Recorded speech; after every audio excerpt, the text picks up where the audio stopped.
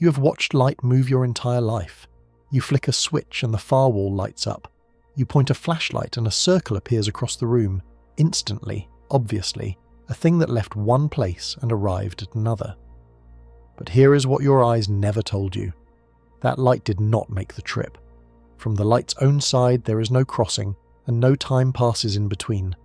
The sunlight warming your face right now took 8 minutes to reach you by your clock, and 0 by its own.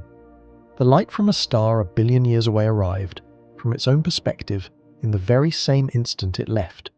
And when we look closely at how a single particle of light gets from here to there, we find that it never takes one single path at all.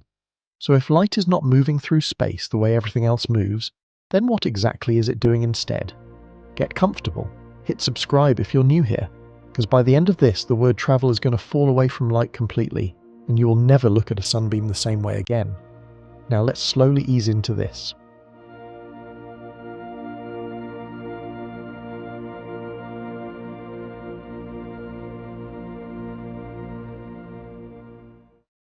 Part 1. The sentence that sounds insane. I want to begin tonight with a sentence that is going to sound completely insane, and I would like you to let it stay insane for a little while before you decide what to do with it. Here it is.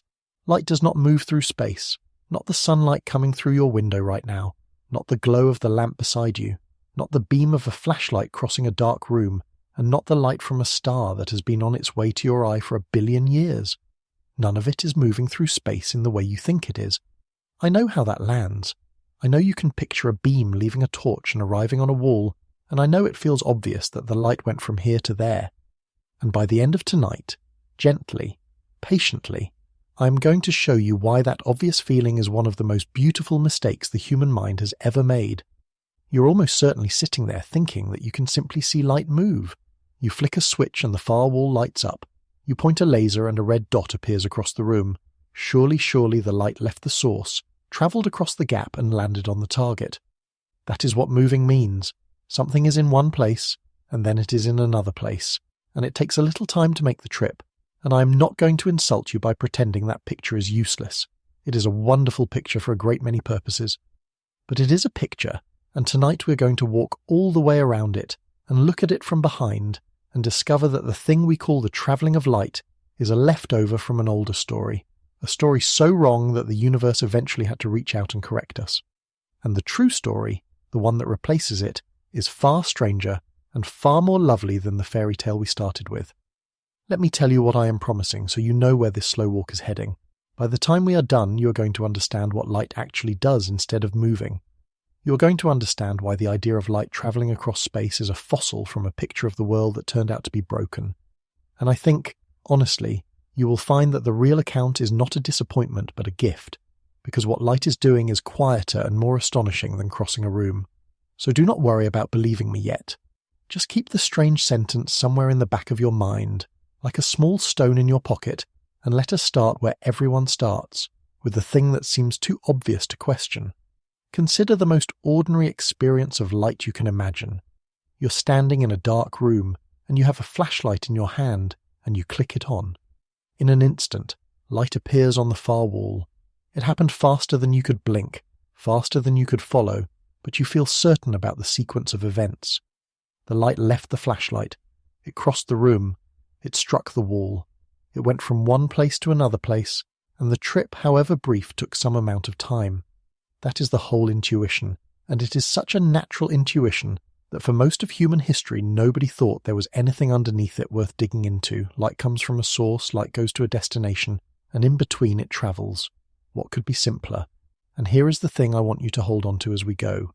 That simple picture is not merely a childhood idea we grow out of. It is written into the way we talk, the way we build, the way we calculate. Engineers use it every single day, and it serves them beautifully. You can work out that light takes about 8 minutes to travel from the surface of the sun to your face. You can fire a laser at a mirror left on the moon by astronauts and time how long the round trip takes and use it to measure the distance to the moon down to a few centimeters. All of that works. All of it treats light as a thing that leaves and travels and arrives. So I'm not asking you to throw the picture away because it fails in the laboratory. I'm asking you to notice that a picture can give you all the right numbers and still be telling you a lie about what is really happening. And I want to name the strange thing we do with light, the thing so automatic that we never catch ourselves doing it. We say the light gets from here to there, we say it takes 8 minutes to come from the sun, that it covers so many miles in a second, that it is the fastest thing there is. Every one of those phrases quietly smuggles in the same assumption, the assumption that light is a thing that goes, a runner in a race, the swiftest runner ever, but a runner all the same. We have built that assumption so far down into our language that questioning it feels almost like questioning arithmetic. Of course, light travels. What else could it possibly do?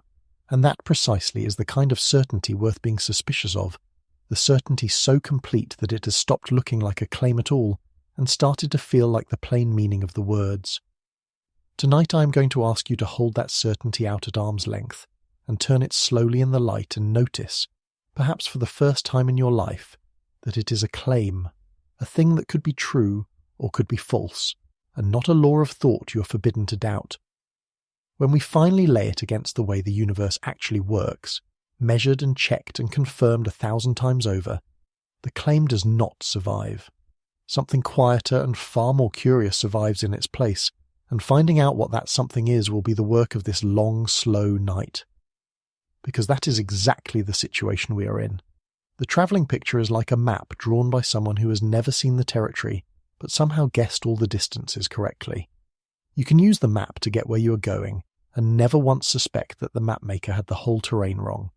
It is only when you start asking very careful questions, the kind of questions that a curious person asks late at night when the practical work is done, that the map begins to buckle. What is light, really?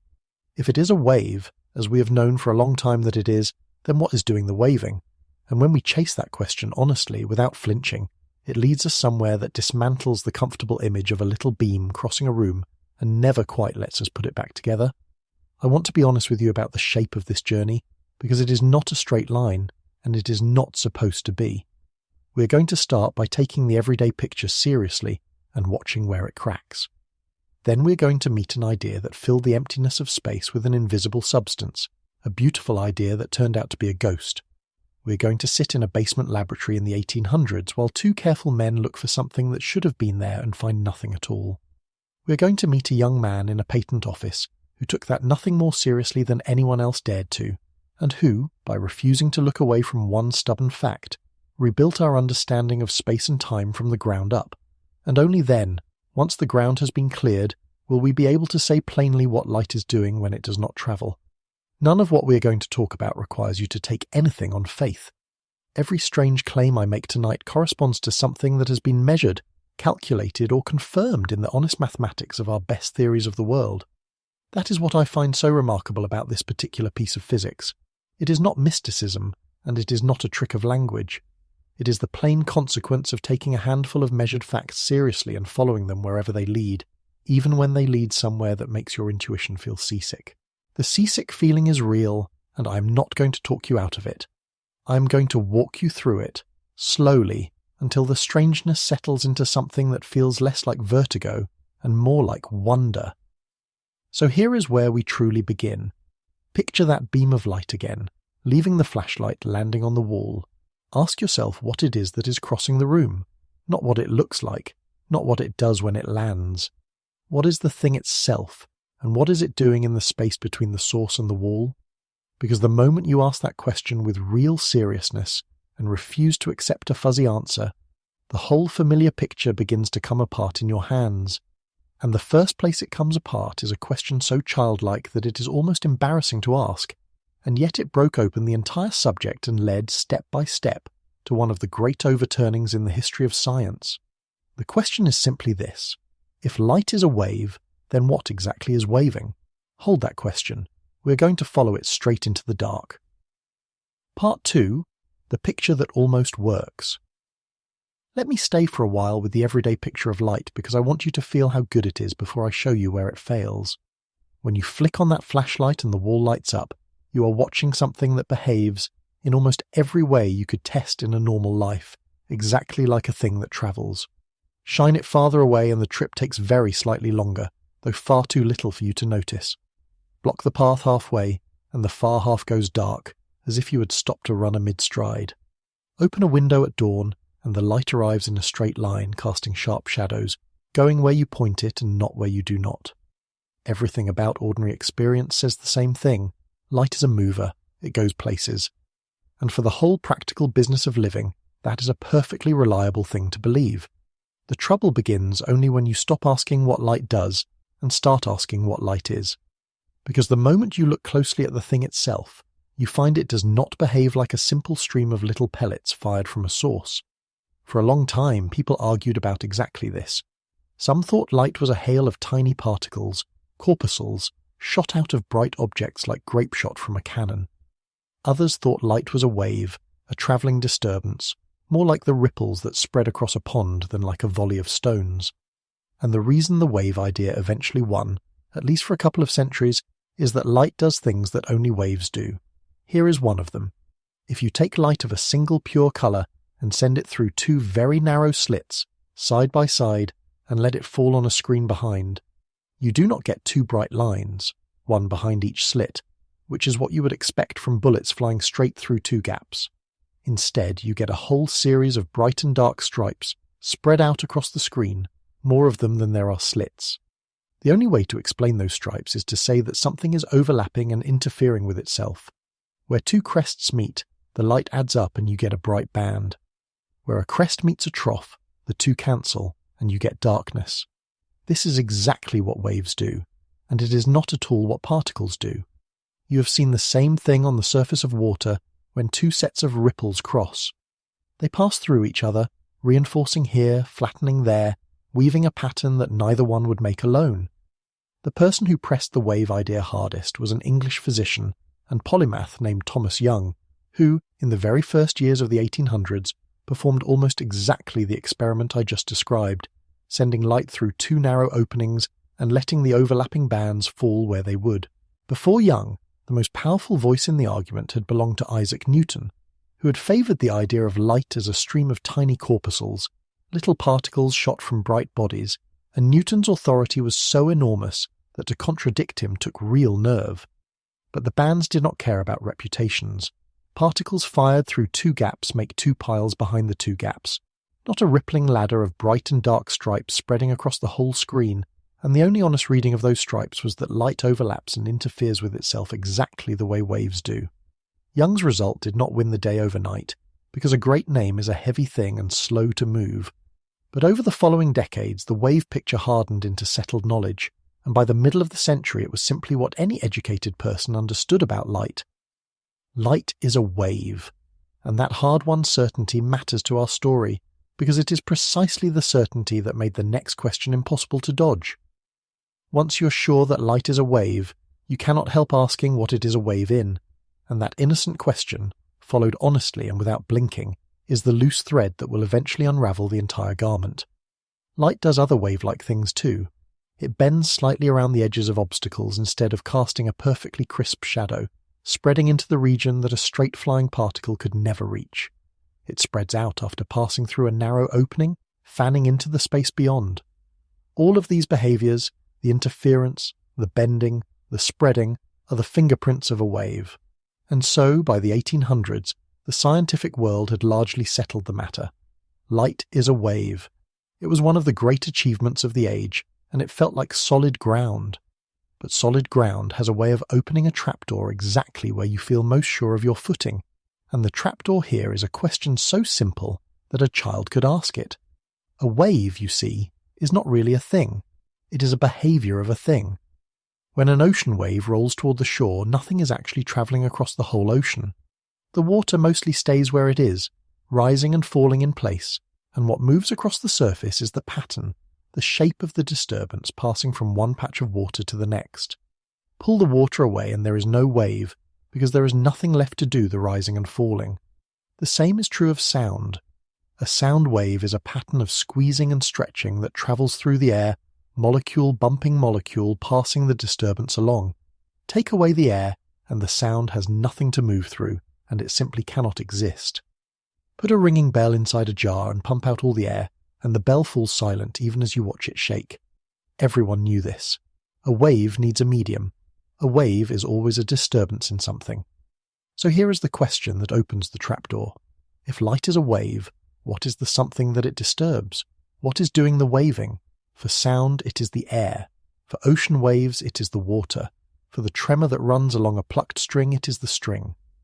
Every wave anyone had ever studied was a movement in some material substance. But light crosses the emptiness between the stars. It pours across the enormous gap between the sun and the earth, 93 million miles of it, through space that we were increasingly certain contained no air at all, nothing to carry a disturbance. And yet the light arrives. So if light is a wave, and a wave must move through a medium, then there must be some medium out there, filling all of space, silent and invisible, that the light is rippling through. There was no getting around it. The logic felt airtight. Light is a wave. Waves need a medium. Therefore space must be full of a medium we cannot see. And notice what this does to our story about travelling. It makes the travelling picture feel more solid, not less. If there is a substance filling all of space, then light really is like sound. A disturbance passing through a real material, and the beam crossing the room is a ripple crossing an invisible sea. The whole idea of light going from here to there, taking time, covering distance, sits comfortably on top of this hidden ocean. This is the picture at its most complete and most confident. Light is a wave in the fabric that fills the universe, and when you switch on your flashlight you set that fabric trembling, and the trembling races across the room to the wall. It is elegant, it is intuitive, it ties everything together, and it is wrong from top to bottom in a way that would take the most careful experiment of its age to expose. But before it fell, this idea was taken with complete seriousness by the finest minds of the 19th century, and they gave the invisible medium a name, and the name was as beautiful as the idea. They did not know yet that they were describing a ghost. They only knew that the logic demanded a something, an all-pervading, weightless, transparent substance through which the light of every star had been travelling since the beginning of time. So they set about describing it, this sea that no one had ever seen, and the more carefully they described it, the stranger and more impossible it began to sound. That is where we're going next, into the properties of a substance that had to exist and could not possibly exist, the substance that space was supposed to be made of. Keep your small stone in your pocket. We're about to give the emptiness a name. Part 3. The name they gave the emptiness. They called it the luminiferous ether. Say the word slowly because it is a lovely one. Luminiferous means light-bearing, light-carrying, and the ether was the name older thinkers had long given to the pure, thin stuff of the heavens. So the luminiferous ether was the light-bearing substance that filled the whole universe, the invisible sea in which every beam of light was a ripple. For decades this was not a fringe speculation. It was the accepted answer, taught and believed, the natural conclusion of the reasoning we just walked through. Light is a wave, waves need a medium, and the medium is the ether. When starlight reached your eye, it had been travelling through the ether the way a sound travels through a still room, and there was nothing controversial about saying so. But a strange thing happens when you try to pin down what the ether would actually have to be like.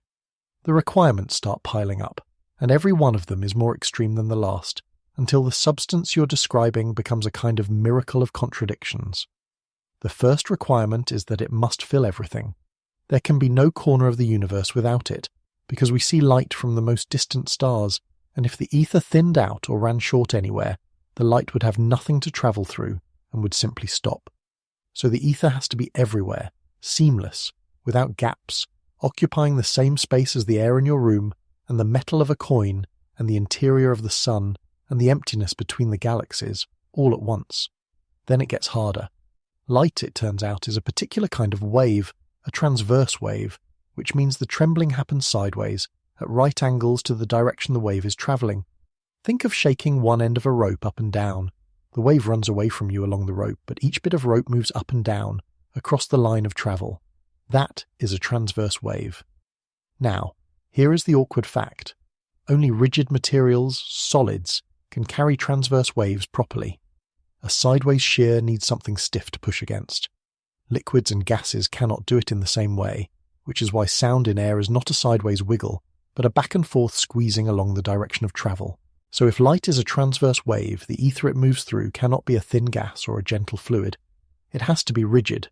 In fact, to carry waves as fast as light, it has to be more rigid than steel, stiffer than any solid we have ever touched. And now, hold that thought against the other thing we know.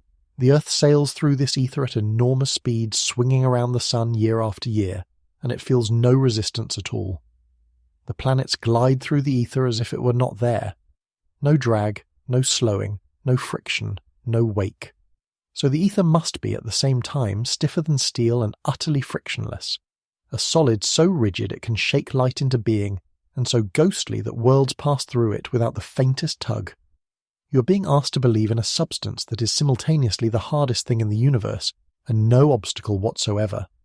Already, if you are listening closely, something in you should be uneasy. Nature does sometimes surprise us with strange combinations, but this is not strange so much as suspicious. It has the flavour of a thing invented to survive, patched and reinforced wherever it was poked, rather than a thing discovered. And yet I want to be fair to the people who believed in it, because they were not careless dreamers. They were the finest scientific minds of their century, and the ether was not a lazy guess, but the conclusion of an argument that genuinely seemed airtight. Careers were built on it. Brilliant thinkers spent years working out how the ether would have to behave, building elaborate mechanical models of it, imagining it as a kind of transparent jelly threaded with tiny spinning cells to explain how it could carry the sideways trembling of light while letting the planets slide through unresisted. They calculated its stiffness. They argued over whether the Earth dragged a little of it along like a boat pulling water in its wake. This was serious, respectable, careful science, and that is exactly what makes the story worth telling, because it is a perfect example of how a whole community of intelligent people can reason flawlessly from a false starting point and build a magnificent structure on air. Their logic was sound. Light is a wave, waves need a medium, therefore the medium exists. The only thing wrong with it was that it was wrong, and no amount of careful reasoning from inside the picture could reveal that. Only an experiment could, an experiment that went and looked for the sea directly instead of merely assuming it. And the beauty of the ether, the reason it was such good science even in being wrong, is that it made a prediction clear enough to be tested, and, if the world disagreed, clear enough to be broken. Still, uneasiness is not disproof. A peculiar substance might simply be a peculiar substance, and the physicists of the time were not fools for holding on to it, because the logic that demanded it was genuinely strong. What they needed was not a feeling but a test, a way to catch the ether in the act, to prove it was really there, and happily the ether offered them exactly such a test, because if space is filled with a medium and the Earth is rushing through it, then from the Earth's point of view there ought to be a kind of wind. Not a wind you could feel on your face, but an ether wind. A steady streaming of the medium past us as we plough forward on our orbit. And a wind, even an invisible one, leaves traces you can measure. Let me make the idea of that wind concrete, because it is the hinge on which the whole story turns. Imagine you're sitting in an open car moving down a road on a still day. There is no wind in the world, and yet you feel a wind because you are moving through the air. The faster you drive, the stronger the rushing past your ears. Now imagine you could not feel the air on your skin at all, but you had a very precise way of timing sounds. A sound sent forward into the wind of your own motion would take a slightly different time to travel a fixed distance than a sound sent to the side or to the back, because the moving air helps it one way and hinders it another. By comparing those times with enough care, you could prove you were moving through the air even with your eyes closed and your skin numb. You could measure your own speed against the invisible medium. The ether was supposed to work exactly the same way for light. The Earth moves around the Sun at about 19 miles every second, tens of thousands of miles an hour, a genuinely fast motion through whatever fills space. So a beam of light sent in the direction of our motion into the ether wind should take a measurably different time to make a round trip than a beam sent across the wind, at right angles to our travel. The difference would be tiny, almost unimaginably tiny, because the speed of light is so enormous compared to the Earth's crawl around the Sun. But tiny is not the same as undetectable, and by the end of the 1800s, instruments had become sensitive enough to chase a difference that small. The ether had made a promise. It had said, in effect, if I am real, then the light going with the Earth's motion and the light going across it will not quite agree, and here is the amount by which they will disagree. This is the moment I love in the whole history of it, because here is a grand, sweeping, almost cosmic idea, the notion that all of space is a rigid, invisible sea, and it comes down at last to a single, humble, checkable prediction. Send two beams of light in different directions and compare how long they take. If the ether wind is real, the beams will disagree by a specific calculable sliver of time. If they agree perfectly, no matter which way you point them, then something is very wrong with the sea that space was supposed to be. The whole magnificent structure had been made to stand or fall on one measurement, and that is exactly how it should be. Because an idea that cannot be put at risk by an experiment is not really telling you anything about the world. So two careful men set out to feel the wind. They built an instrument more sensitive than anything of its kind that had ever existed, an instrument capable of detecting the faint disagreement the ether had promised. They floated it on a pool of liquid metal so it could be turned smoothly in any direction without a tremor. They aimed their beams with exquisite care, and then they looked for the shimmer that would betray the ether wind, the tiny sliding of light and shadow that would prove the Earth was moving through the sea of space. They looked, and they turned the instrument through every angle, and they came back at different hours and different seasons to catch the wind from every side. What they found is the quietest thunderclap in the history of physics, and it is where we're going next, into a basement in 1887, to watch two men search for a wind that was not there.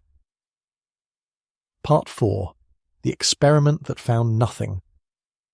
In the year 1887, in a basement laboratory in Cleveland, Ohio, two men named Albert Michelson and Edward Morley built the most sensitive optical instrument the world had yet seen, for the sole purpose of feeling the ether wind.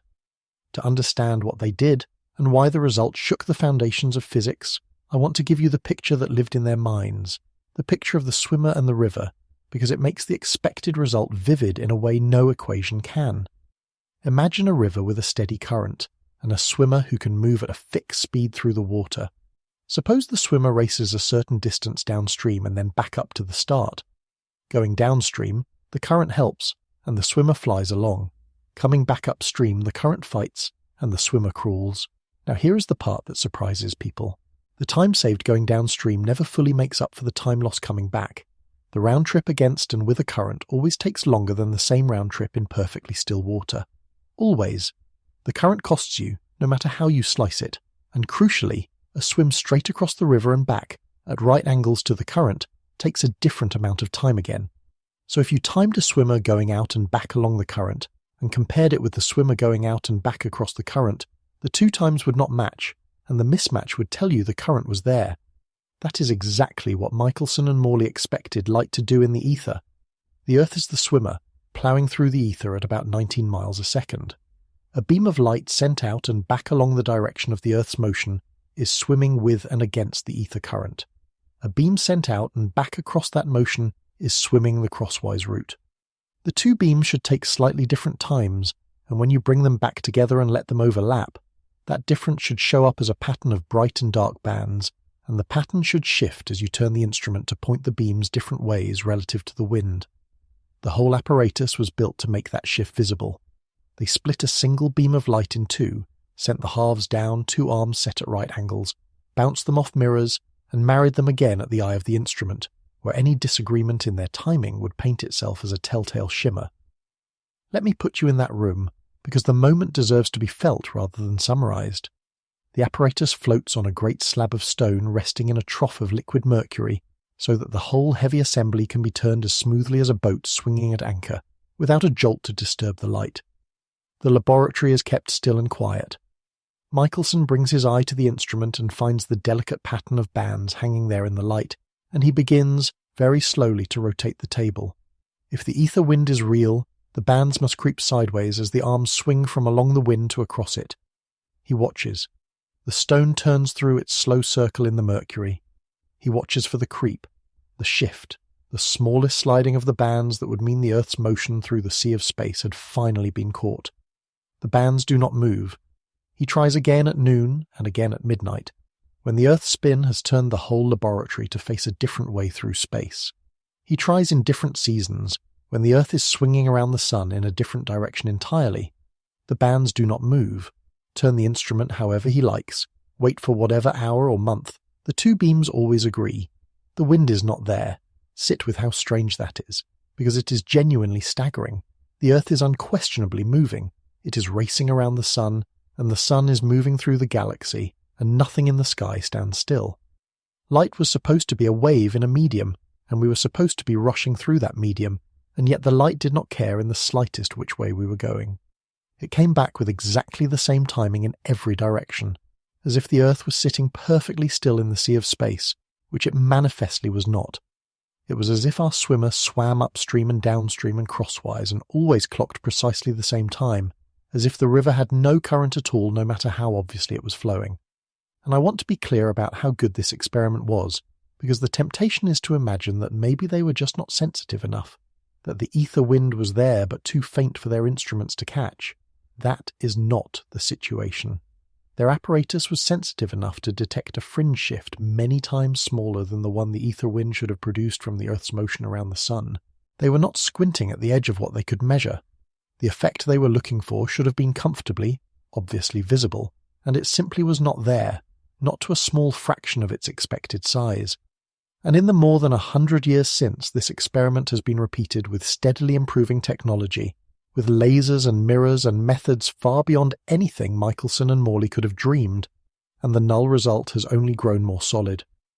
Modern versions have looked for any trace of an ether wind, any hint that the speed of light depends on direction, down to a precision of parts in 10,000 trillion, and they find nothing, still nothing, more emphatically nothing than ever. The absence is not a gap in the data waiting to be filled. It is one of the most thoroughly confirmed facts in all of science. The sea of space was looked for as hard as anything has ever been looked for, and it was not there. That is not a small anomaly to be tidied up later. That is the medium failing to exist in the very experiment designed to reveal it. People did not give up the ether easily, and I do not blame them, because the logic that demanded it had felt so secure. A physicist named George Fitzgerald, and independently a brilliant theorist named Hendrik Lorentz, proposed a way to save the sea. What if, they said, objects physically shrink in the direction they move through the ether? What if the very arm of the instrument that points into the wind is squeezed shorter, by exactly the amount needed to cancel out the timing difference the wind should have produced? Then the beams would come back in step after all, and the ether could survive undetected. On paper, it works. The numbers can be made to fit. Lorentz built the idea into a set of equations that we still use today, that turned out to be mathematically right in a way he did not yet understand. But look at what the rescue actually asks of you. It asks you to believe the ether is real, and that it conspires, through a perfectly tuned shrinking of every measuring rod, to hide itself from every possible measurement. The wind is there, but the moment you try to feel it, the world rearranges itself to erase the evidence. There is a principle worth carrying with you for the rest of your life, and it applies far beyond physics. When a theory can survive only by arranging for its own predictions to be invisible, when it needs a conspiracy of perfectly balanced effects to explain why you can never catch it, that is usually not a sign that the theory is subtle. It is a sign that the theory is wrong. An honest idea sticks its neck out and lets the world have a swing at it. A failing idea grows a new excuse for every failed test, each one precisely shaped to hide the last. The contraction patch was clever, and as it happens it contained a seed of the truth, but as a defense of the ether it had exactly the shape of desperation, a magnificent structure spending its final years explaining why it could never, ever be seen. So the situation, by the close of the 1800s, was genuinely a crisis. The most careful experiment of the age had gone looking for the medium that light was supposed to travel through, and had found no trace of it, no matter how the search was turned or timed. The sea of space was either not there, or so perfectly self-concealing as to be indistinguishable from not being there. And into that crisis, a few years later, stepped a young man who had no laboratory, no professorship, and no reputation, working out his ideas in the spare hours around a dull job, who did the one thing almost no one else was willing to do. He did not try to save the ether. He took the null result at its word and asked what the universe would have to be like for the speed of light to come out the same in every direction, always, for everyone. And the answer he found tore the floor out from under space and time themselves. That is where we go next. Part 5. The Man Who Kept the Fact and Threw Away the World.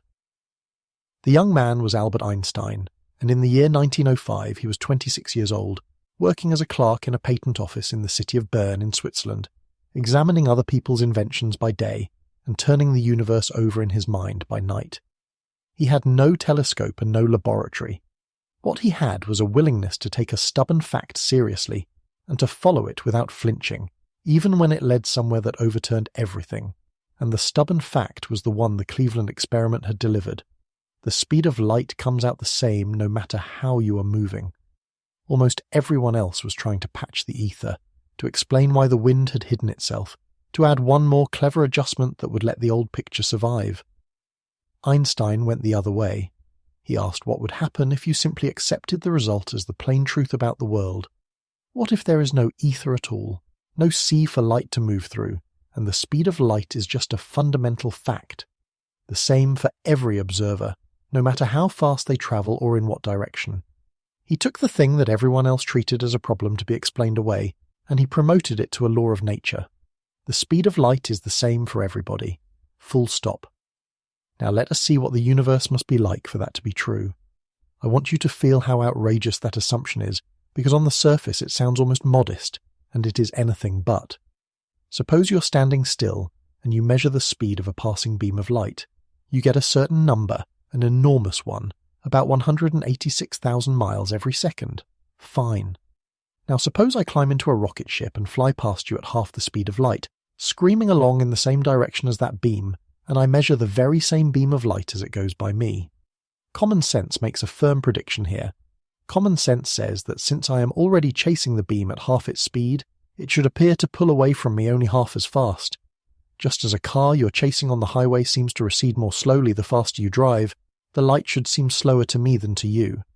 But that is not what happens. I measure the same speed you did. Exactly the same. The full 186,000 miles a second. As if I were standing perfectly still. As if my headlong chase counted for nothing at all.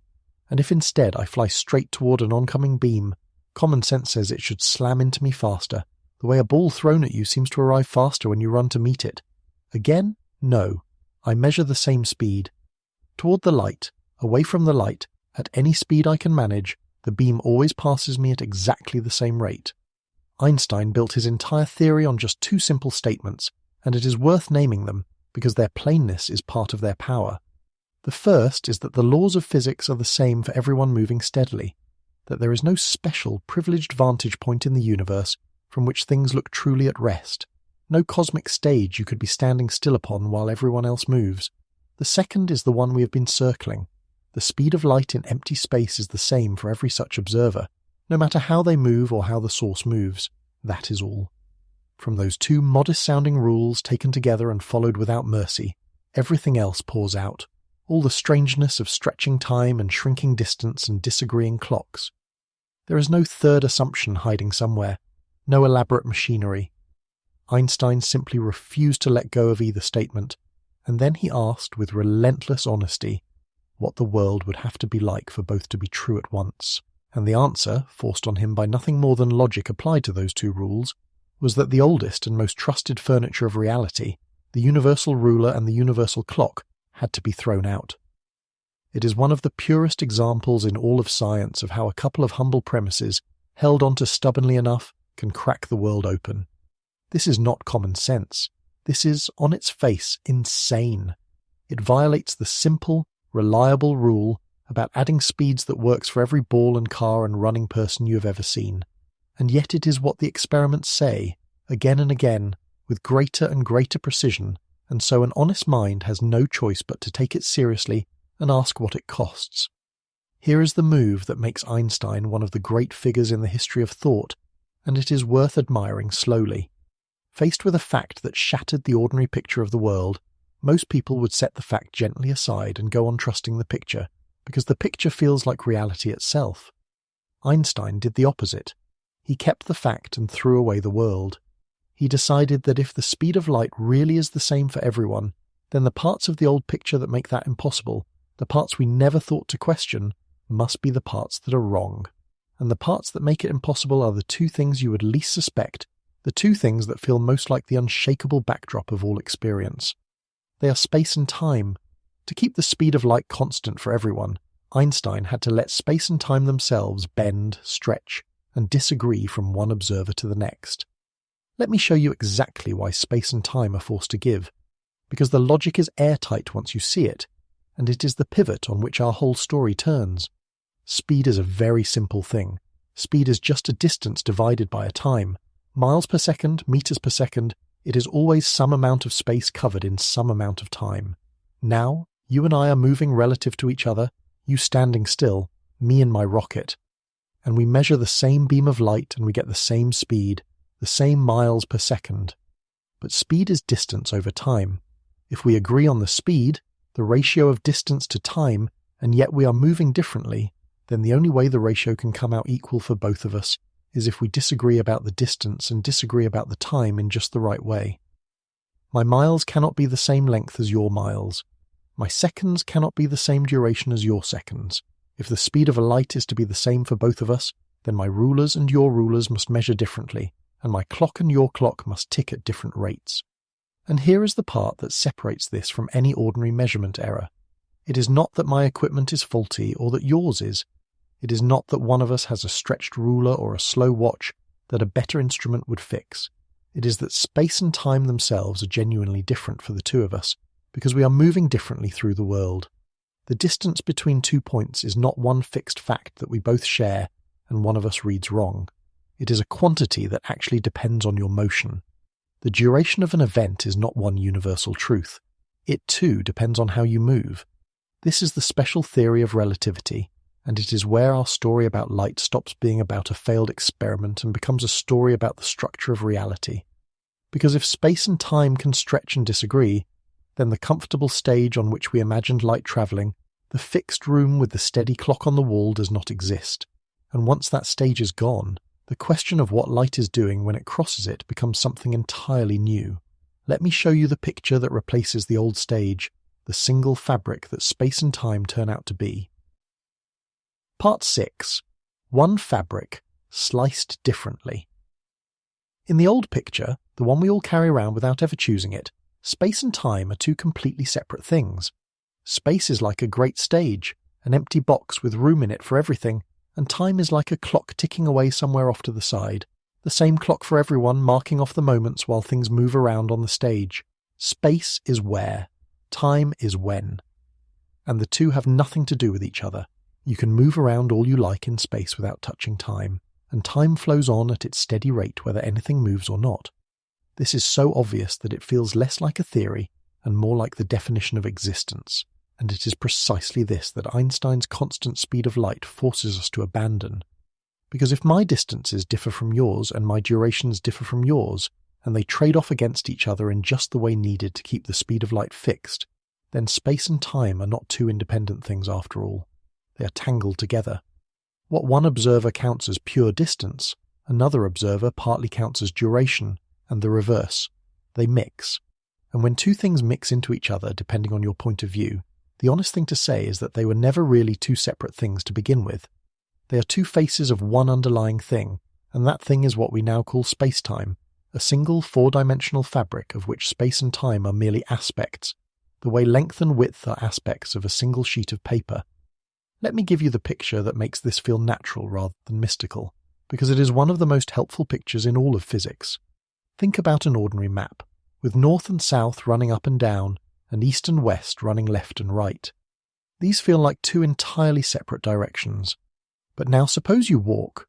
If you walk due north, all of your travel goes into the north-south direction and none into east-west. If you walk due east, it is the other way around. And if you walk toward the northeast, your travel is split between the two, some of it north, some of it east, and the total distance you cover is a combination of both. Turn your body a little, and you change how your single stride gets divided between north and east. North and east are not really separate things out in the world. They are just two components of your one motion across the ground, and which depends on which way you happen to be facing. Space and time, it turns out, are like north and east. They are two components of a single kind of motion through space-time, and how your movement gets divided between them depends on your situation, on how you are travelling. What you call the passage of time and what you call motion through space are not two independent facts, but two components of one underlying thing, and different observers divide that one thing up differently, the way two travellers facing different directions divide the same walk differently between north and east. When I fly past you in my rocket, I am, in a sense, facing a slightly different way in space-time than you are. and so I split the single motion into space and time differently than you do. My now is tilted a little from your now. Neither of us is wrong.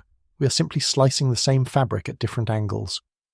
Let me make that tilted now a little more vivid, because it is one of the eeriest consequences of the whole picture, and it will matter later.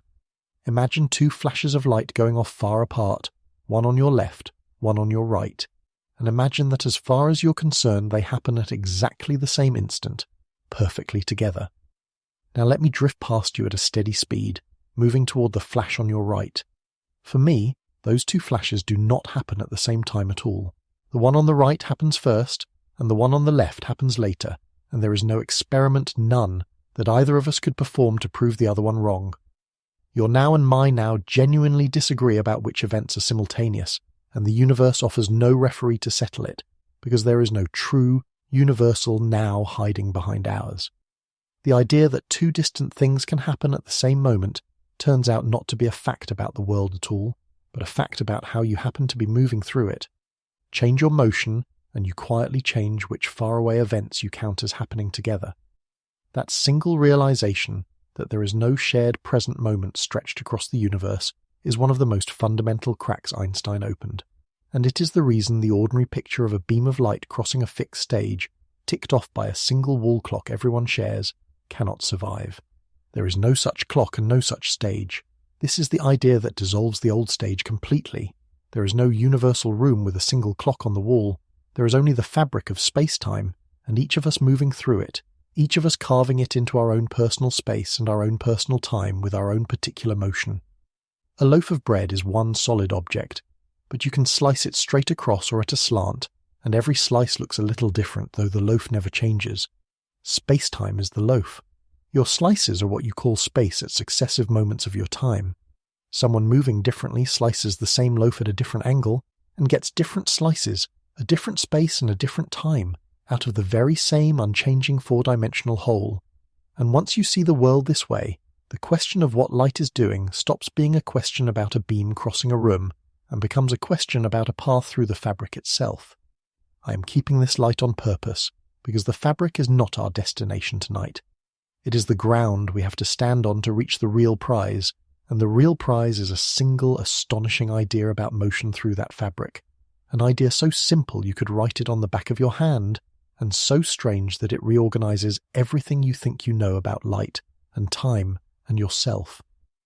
Everything we have built so far, the death of the ether, the constant speed of light, the merging of space and time into one fabric, has been clearing the ground for this one sentence. And when I tell it to you, it is going to sound almost too plain to matter, and then, as we turn it over, it is going to open like a door. Here is the sentence, and I want you to hold it gently before we unfold it. Everything in the universe is always moving through space-time at exactly the same total rate. You, me, this room, a passing car, a distant planet, a beam of starlight, all of it, always, moving through the fabric at one fixed speed that never changes. Not the same speed through space, obviously. Some things sit still and some things race. But through space-time, through the combined fabric of space and time together, everything moves at a single universal rate, and that rate turns out to be the speed of light itself. Now, if you are paying attention, you should already feel the strangeness gathering, because if you are sitting perfectly still in space right now, and everything is always moving through space-time at the speed of light, then where exactly is all of your motion going? Hold that question. It has an answer, and the answer is the key to everything. Part 7. The budget everything spends. Let me answer the question I left you with, because the answer is one of the most beautiful ideas in all of physics, and once you have it, you will never look at a clock the same way again. Everything moves through space-time at the speed of light. If you are sitting perfectly still in space, not moving from your chair, then none of your motion is going into the space direction, and so all of it, every bit, is going into the time direction. You are moving through time at the speed of light. That is what it means to sit still. Your entire allowance of motion is being spent on travelling into the future at the maximum rate the universe allows. I like to think of it as a budget, because that word captures the trade exactly. Imagine that every object is handed the same fixed budget of motion, always the same amount, the speed of light, and it must spend that whole budget somehow, dividing it between moving through space and moving through time. It cannot save any. It cannot spend more. It must lay out the entire sum, every instant split between the two directions. If you spend nothing on moving through space, you spend the whole budget on moving through time, and your clock runs as fast as a clock can possibly run. This is the situation you're in right now, near enough. You're barely moving through space at all, so almost your entire budget is going into time, and you're aging at very nearly the maximum possible rate, falling into the future at 1 second for every second, as fast as anything in the universe can fall. Now watch what happens when you start to move through space. Suppose you get up and walk across the room. Now some of your motion budget has to be spent on moving through space, on covering the distance from one wall to the other, and since the budget is fixed and cannot be added to, the motion you are now spending on space has to come from somewhere, and there is only one other place it can come from. It comes out of your spending on time. Moving through space, you have less budget left for moving through time, and so your clock slows down. It slows by an amount far too small for you to ever notice while walking, buried dozens of decimal places down, but in principle, and in fact, it slows. The faster you move through space, the more of your budget you divert away from time, and the slower your clock ticks compared to someone who stayed still. This is time dilation, and it is not a malfunction or an illusion. It is simple bookkeeping. Speed through space is always purchased with time. I know the natural objection, because it is the one everyone has. If this is real, why have I never noticed it? Why do the clocks in a moving train and a standing station agree, to every appearance, perfectly? And the answer is a matter of scale, of just how enormous the speed of light is compared to anything you will ever do. The budget is spent at the speed of light, and the speed of light is about 186,000 miles every second, while your fastest sprint, your fastest car, even a jet airliner, is an utterly negligible crawl beside it. When almost none of your budget goes into space, almost none of it is taken from time, and the slowing of your clock is buried so many decimal places down that no ordinary instrument could ever feel it. Fly around the world in a jet and your clock falls behind a clock on the ground by less than 1/10 of 1/1,000,000th of a second, a difference so tiny that only the most precise atomic clocks in the world can detect it at all. This is why the effect stayed hidden for the whole of human history, and why it feels so absurd when you first meet it. It was always there, in every step you have ever taken, in every journey, silently shaving the faintest sliver off your clock. You simply move so slowly compared to light that the sliver is far too small to feel. But the moment something moves fast enough, a particle near the speed of light, the sliver grows into something enormous and undeniable, and the bookkeeping that was always running becomes impossible to ignore. This single idea, the fixed budget divided between space and time, quietly explains all the strange effects we've been circling. Why do fast-moving clocks run slow? Because they are spending part of their budget on racing through space, leaving less for time. Why can nothing you can see or touch quite reach the speed of light through space? Because to move at the full speed of light through space, you would have to spend your entire budget on the space direction, leaving exactly nothing for time, and we are about to see that a thing with mass can never do that. It always owes some of its budget to time. It is a tax that mass imposes, a portion of your motion that must always be paid into the time direction, no matter how fast you run. You can spend more and more of what remains on space, creeping closer and closer to the speed of a light, but you can never get all the way there, because you can never stop paying the tax that keeps you moving through time. Let me slow down here, because I want you to feel something, not just follow an argument. Right now, as you listen to these words, sitting or lying still, you're not resting. You are moving. You are rocketing through the time direction at the speed of light, spending your whole enormous allowance of motion on the single relentless journey into the future. The stillness you feel is not stillness at all. It is full-speed travel with all of it aimed at tomorrow. Every second, you cover 1 second of time at the maximum rate the cosmos permits, and you have been doing it without pause since the moment you began. You cannot stop. You cannot slow down, not really, not without moving so fast through space that it would tear the world apart. You are, at this very instant, a thing hurtling through time as fast as it is possible to hurtle, and the only reason it feels like nothing, like sitting quietly in a room, is that you have never once for a single instant gone any slower. That is worth letting land, because it inverts something you have believed your whole life. You have always thought of time as a passive thing, a backdrop, a river you float in while the real action happens in space. But the budget tells a different story. Time is not a backdrop, it is a direction, and you are barreling down it at the ultimate speed. Motion through space, the walking and driving and flying that feels like the only real motion, is in fact a small thing, a little sideways diversion, a tiny sliver of your budget shaved off the enormous flow you're pouring into time. Your life is mostly a journey through time, at light speed, with only the faintest sideways drift through space to show for all your restlessness. And that reframing sets up the question that unlocks the whole mystery of light, the question I have been walking you toward from the very first sentence. We have seen what happens when you spend your whole budget on time. You get a clock ticking at maximum speed, a thing rushing into the future as fast as anything can. We have seen what happens when you divert a little of the budget into space. Your clock slows, just slightly. So now ask the question that light forces upon us. What would happen to something that spent its entire budget the other way? Something that put all of its motion into space, racing through space at the full speed of light, and therefore had nothing at all left to spend on time? What would happen to a thing that paid none of the tax, that kept nothing back for the journey into the future, that poured every last bit of its allowance into pure motion through space? Its clock would not merely slow, its clock would stop, and that thing, the thing that spends everything on space and nothing on time, is light. Let me tell you what it means for a clock to stop entirely, because it is the most important thing I will say tonight. Part 8. For light. No time passes.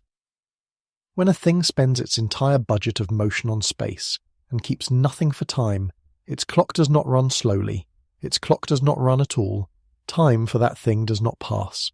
And I need you to hear that in the strongest possible way, because it is easy to soften it into something less than it is. I am not saying that time passes very slowly for light. I am not saying that a photon ages gently, or that its clock ticks once in a billion years. I am saying that for light there is no passage of time whatsoever. Zero. The clock is stopped, frozen, not merely slow but standing perfectly still, and it has been standing still for every beam of light that has ever existed, everywhere, always. Think about what that means for the light itself, from its own side of things.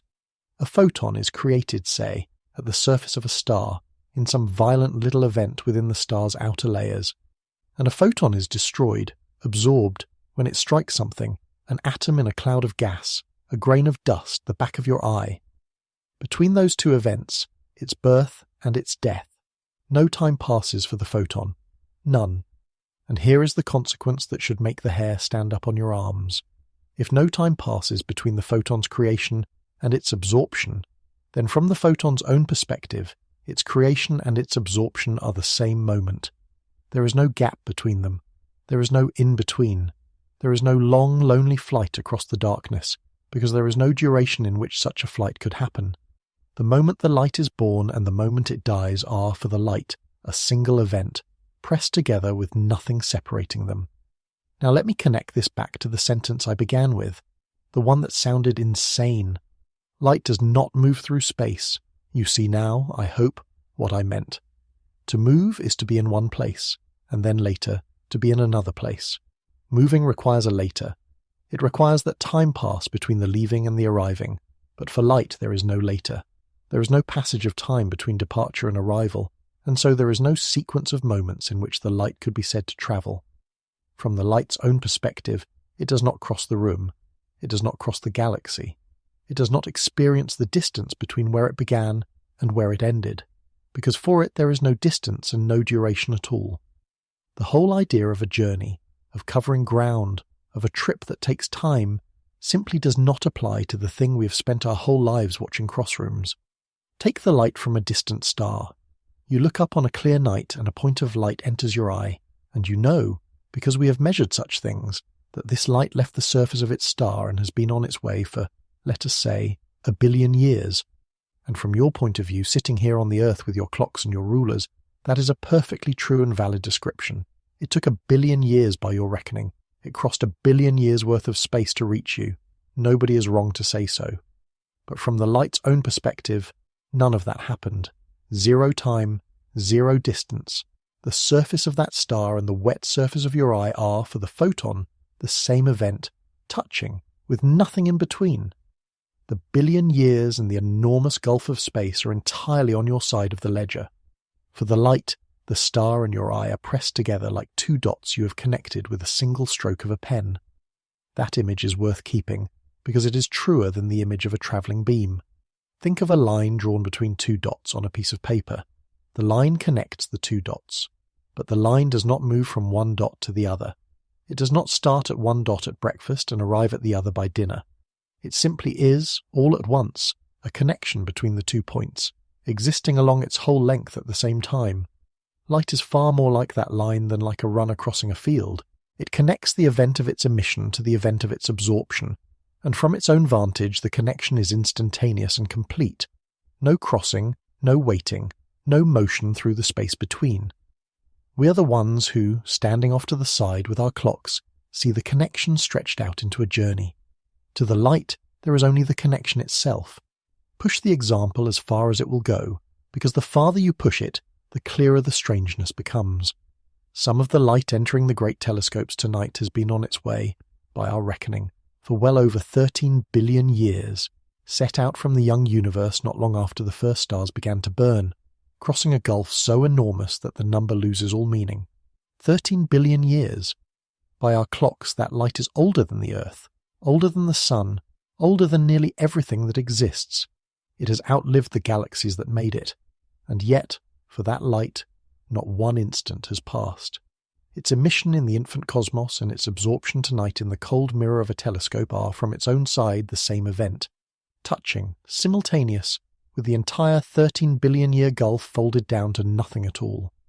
The most ancient travellers in the universe are not old, because they have kept no time in which to age. They are as fresh as the instant they were born, because for them there has been no instant since. When you hold that in your mind, the word travel starts to feel almost embarrassing applied to light, like describing a straight line between 2 points as a long and difficult voyage. The line is not on a voyage, it simply joins the 2 points, and the oldest light in the sky is not weary from its journey, because from where it sits, it never left. I want to make this personal, because it is easy to keep it out at the distance of stars, and it is far more unsettling up close. Consider the sunlight on your face. When you step outside on a bright day and feel the warmth on your skin, you have always been told, correctly, that this light left the surface of the sun about 8 minutes ago and crossed 93 million miles of space to reach you, and that is true for you. But the light that is warming your skin right now did not, from its own side, spend 8 minutes coming here. It did not spend any time at all. It did not make the 93 million mile trip in the sense of enduring it, moment after moment. For that light, the surface of the sun and the surface of your face are the same instant, the same event, with no journey between them. The warmth you are feeling arrives from something that, by its own accounting, never travelled to reach you. The most ordinary sensation you have ever had, sunlight on skin, rides on a thing that made no trip, kept no time, and crossed no distance. Sit in that for a moment before we go on, because it is the still centre of everything else tonight. The travelling of light, the 8 minutes, the billion years, the crossing of rooms and galaxies, is entirely a feature of our perspective, of the way we, who are stuck moving through time, are forced to slice up a connection that the light itself experiences as a single seamless event. It is real for us. The 8 minutes are real, but they are not a property of the light. They are a property of our vantage. And now, of course, comes the objection, the one you have every right to raise, the one a careful and sceptical person should raise. This is all very poetic, you might say, but is it real? Is any of this more than a fancy way of talking, a clever rearrangement of words? Does it change anything you could actually measure and point to? It does. It changes real, physical, measurable things, and I am going to prove it to you with a particle that rains down through the roof above you right now. Let me show you the muons. Part 9. The proof falling through the roof. There is a particle called the muon, a heavier cousin of the electron, and muons are being created right now, high above your head, when cosmic rays from space slam into the top of the atmosphere about 10 miles up. They are made in enormous numbers, and they come streaking down toward the ground at very nearly the speed of light. And here is what makes them the perfect witness for everything we have been saying. A muon does not live very long, Left to itself, a muon exists for only about 2/millionths of a second before it decays and vanishes. That is its natural lifespan, measured in a laboratory where the muon is sitting still, 2/millionths of a second. Now do the simple arithmetic that any skeptic would do. A muon is born 10 miles up. It travels downward at almost the speed of light, but it only lives for 2/millionths of a second. In 2/millionths of a second, even at nearly the speed of light, a muon can cover only about 2,000 feet before it dies, a little more than a third of a mile. But the atmosphere it has to cross is 10 miles thick, so the muons should never reach the ground. They should be born high up, race downward for 2,000 feet, and decay, every one of them miles above our heads.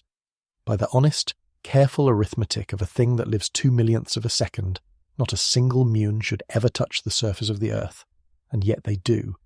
We put detectors on the ground and we catch them in floods, enormous numbers of muons arriving at sea level every second, particles that by all rights should have died 5 miles up. How? From our point of view, standing on the ground, the answer is time dilation, exactly the effect the budget predicts. The muons are moving so fast through space, so close to the speed of light, that they are spending almost their entire motion budget on space and almost none on time, and so their internal clocks are running extremely slow compared to ours. Their 2/millionths of a second lifespan, measured by their own slowed clock, gets stretched from our perspective into something long enough to cross the whole atmosphere. We watch a muon that should live only 2/millionths of a second survive perhaps 10 or 20 times longer, simply because its clock racing through space has nearly stopped ticking relative to ours. The muon lives longer, from where we stand, because it is barely moving through time. But now comes the part that shows this is no accounting trick, because we can also ask what the journey looks like from the muon's own point of view, and the answer is just as real and just as strange. From the muon's perspective, its clock is running perfectly normally. It does not experience an extended life. It lives its ordinary 2/millionths of a second, no more, and then it decays, right on schedule, exactly as it would sitting still in a laboratory. So how, in the muon's own reckoning, does it possibly cross 10 miles of atmosphere in a lifetime that only allows for 2,000 feet? Because from the muon's perspective, the atmosphere is not 10 miles thick.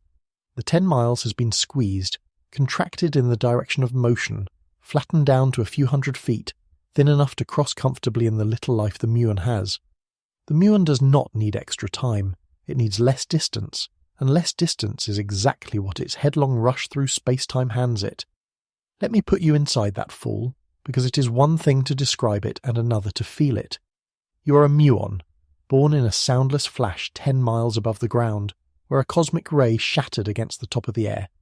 You have 2/millionths of a second to live, and you know nothing of time dilation, and you do not feel fast. Your own tiny clock ticks along at its normal pace. But when you look down, the world is not built the way the ground imagines it. The 10 miles of air beneath you have collapsed, pressed thin in the direction of your plunge, squeezed to a shallow sheet only a few hundred feet thick, and it is rushing up to meet you. You're not straining to cross an enormous distance in an impossibly short life. You're slipping through a thin skin of atmosphere in the ordinary span you were given, and you arrive at the surface alive, undecayed, precisely as your own clock says you should. On the ground below, an observer swears your clock was crawling. You would swear the atmosphere was flat. Both of you are watching the same fall, and both of you are exactly right. This is measured, not imagined.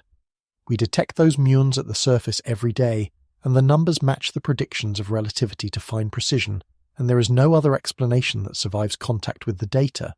And if muons feel too exotic, the same effect has been checked with ordinary clocks. Take 2 atomic clocks, synchronized to fantastic accuracy, keep one on the ground, and fly the other around the world on an aircraft. When the travelling clock comes home and you compare them, the one that flew reads slightly behind the one that stayed. It has ticked fewer times. Less time has passed for it, because it spent part of its budget racing through space. This experiment has been done more than once, and it comes out just as relativity says. And it is not only a curiosity of the laboratory. The satellite navigation in your phone, the system that tells you where you are on a map, depends on clocks aboard satellites that are moving fast and sitting high in weaker gravity, and those clocks tick at a different rate than clocks on the ground. If the engineers did not correct for that difference, correcting for tens of millionths of a second each day, your position would drift by miles within hours. Time dilation is not philosophy. It is engineering. It is running, quietly in your pocket, keeping you from getting lost. Let me give you the real numbers, because they make it concrete in a way that adjectives cannot. When physicists first flew atomic clocks around the world on ordinary commercial airliners, back in the early 1970s, the clocks came home disagreeing with the ones left behind by tens of billionths of a second, and the disagreement matched the predictions of relativity closely enough to settle any lingering doubt. Fly east, with the Earth's spin, and the clock loses time one way. Fly west, against the spin, and it shifts the other. The satellites of the navigation system make the point even more sharply. Each one carries an atomic clock, and between the speed of its orbit, which tends to slow the clock, and the weaker pull of gravity so far from the ground, which tends to speed it up, the net effect is that a satellite clock runs fast compared to the ground by about 38 millionths of a second every single day. That sounds like nothing. It is nothing to a human being. But light travels about 1,000 feet in a millionth of a second, so 38 millionths of a second of clock error, left uncorrected, would throw your position off by several miles after a single day, and more the next, and more the day after that, until the whole system was useless. The engineers who built it had to bake Einstein's stretching of time directly into the machinery, correcting for it continuously, or the maps on our phones would not work at all. Every time you find yourself on a map, you are quietly trusting the fact that moving clocks and still clocks disagree. So the effect is real, and now let us take it to its limit, because the muon is only partway to the edge. A muon at 99.9% of the speed of light already has its time badly stretched, and its atmosphere badly flattened. But it is not quite at the speed of light. It still has a sliver of mass, still pays a little of the time tax, still keeps a fraction of its budget in the time direction. Now imagine closing that last gap, pushing all the way to the speed of light itself. As you approach it, the time stretching does not level off. It grows without limit, heading toward infinity. The distance ahead does not shrink to something small. It shrinks toward nothing at all. At the speed of light, in the limit, time dilation is total and length contraction is complete. No time passes and no distance remains. That is not a muon's world. That is the photon's world, the one we described from the outside a moment ago, now reached from the inside by following the muon all the way to the edge. The muon is the proof, at 99.9%, that the photon's timelessness at 100% is not a poet's fancy, but the endpoint of a real, measured physical trend. And now, having felt how solid this is, we can turn back and clean up the one objection that still nags at almost everyone. If light is always at the speed of light, then what about the light that slows down in a glass of water? Let me take that apart because it is not what it seems. Part 10. You cannot slow it down. You have almost certainly heard that light slows down when it passes through glass or water, and it is worth taking this seriously, because on the surface it seems to contradict everything I have just told you. The numbers are real. Light moving through water travels at about 3/4 of its speed in empty space. Light moving through glass travels at about 2/3. Point a beam into a block of glass and it does measurably take longer to come out the far side than it would to cross the same distance of empty space. So it certainly looks as though light can be slowed, as though the speed of light is not so absolute after all, as though a photon can be made to dawdle. And if light can be slowed, then maybe it really is just a fast-moving thing like any other, and all this talk of an untouchable, timeless speed is overblown. Let me take this apart, because what is actually happening is stranger and more interesting than a simple slowing, and when you see it, the absoluteness of light comes back stronger than before. The key fact is this: the photons themselves never travel at anything other than the full speed of light. Never. Not in glass, not in water, not in diamond, not anywhere. What changes inside a material is not the speed of any individual photon, but what happens to the light as a whole as it works its way through a crowd of atoms.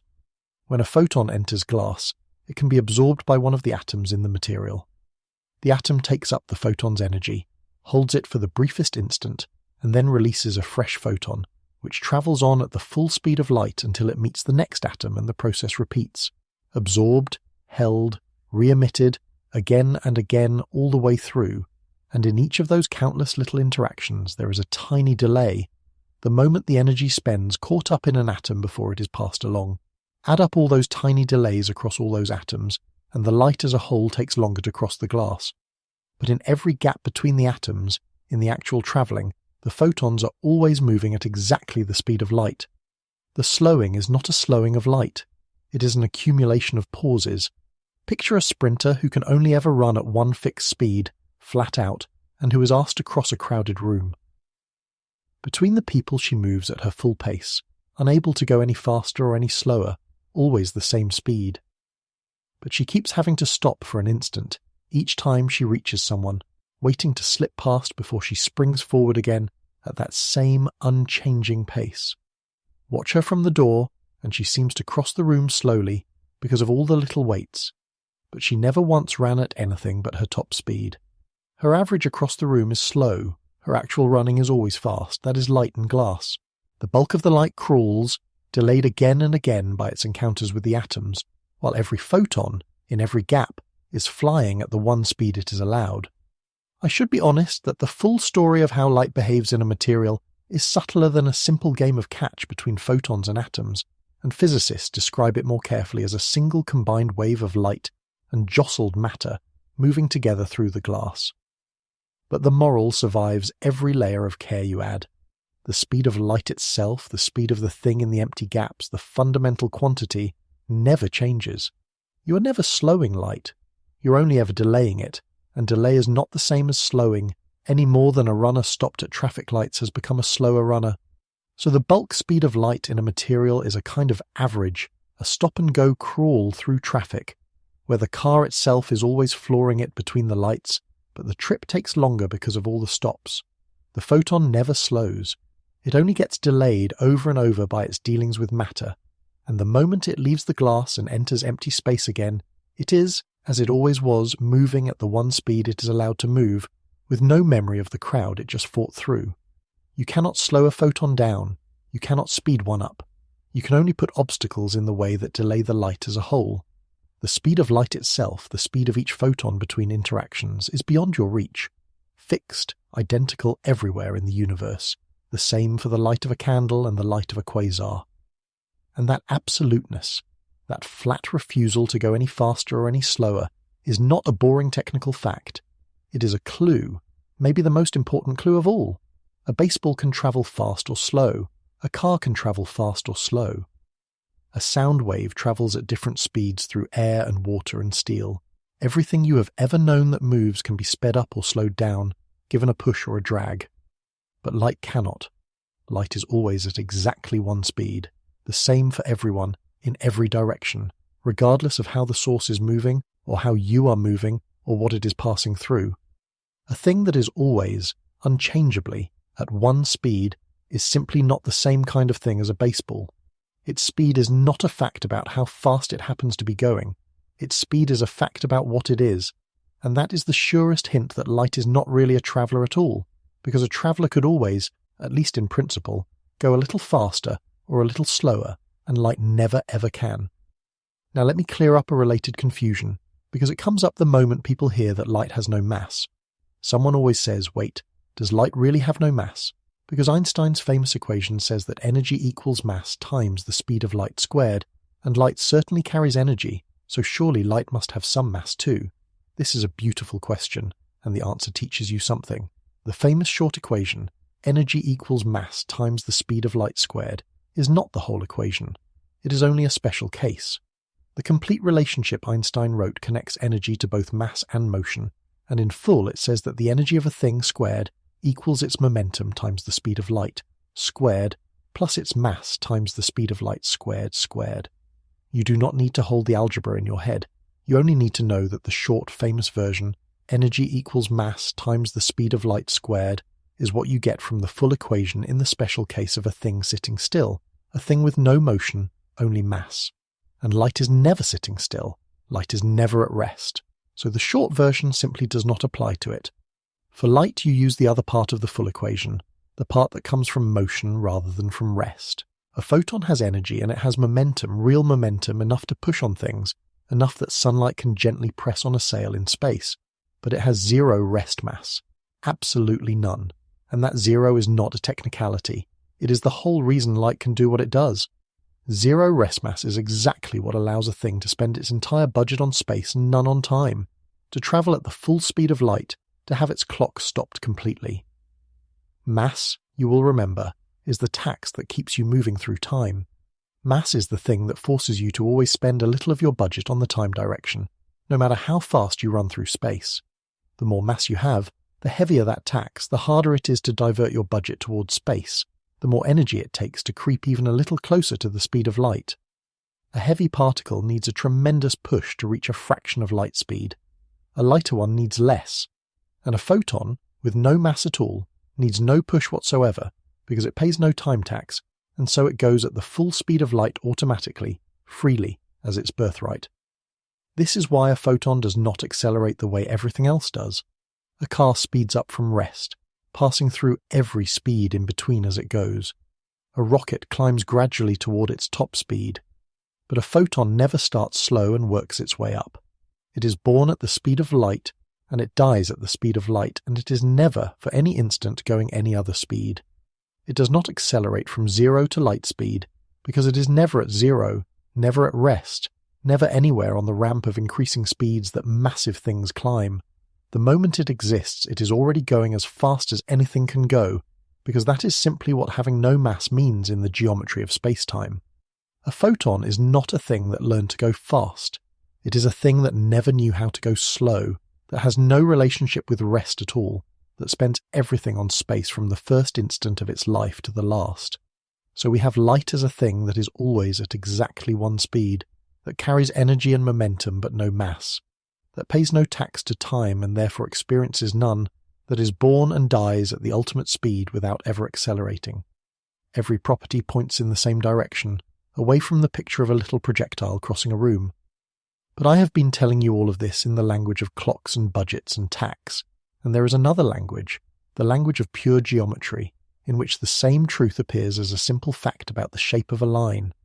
I want to draw the picture for you, the picture of space and time laid out together, because when you see where light falls on that picture, you will see its whole nature in a single glance. Let me show you the diagram of space-time and the strange, beautiful place that light occupies on it. Part 11. The 45-degree line. Let me draw you a picture of space-time using nothing but your imagination. Take a blank sheet of paper. Let the horizontal direction, left and right, stand for space, for position, for where a thing is. Let the vertical direction, up the page, stand for time, for the passing of moments.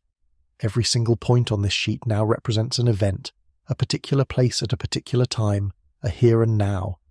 And your own life becomes a line on this sheet, because at every moment of time you are somewhere in space. So as time carries you up the page, you trace out a continuous line, moment by moment, place by place. This line is called your world line, and it is the complete history of you, drawn in space and time together. If you sit perfectly still in space, your world line goes straight up the page. You stay at the same left-right position while time carries you upward, so your line is vertical, pure motion into the future with no motion through space. Exactly the situation of the budget spent entirely on time. Now suppose you start to move, walking to the right. As time carries you up the page, you also drift rightward, and so your world line tilts, leaning over to one side.